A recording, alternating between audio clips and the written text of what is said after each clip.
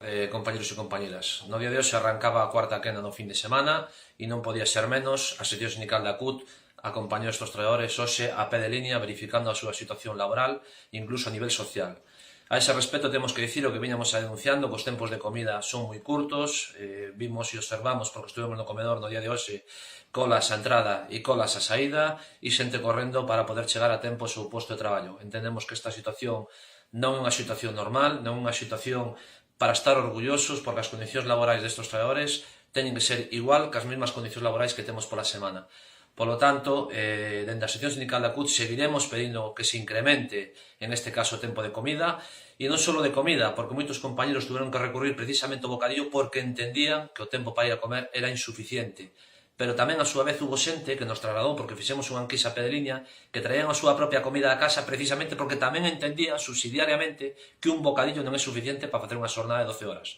Por lo tanto, compañeros e compañeras, nós vamos a seguir loitando por unhas condicións de traballo dignas, non só sociais, sino económicas. De todo isto vos seguiremos informando no futuro porque seguiremos e continuaremos pelexando por unhas condicións dignas para todos os traballadores deste centro independentemente do seu contrato de traballo. Nada máis, un saudiño e boa tarde.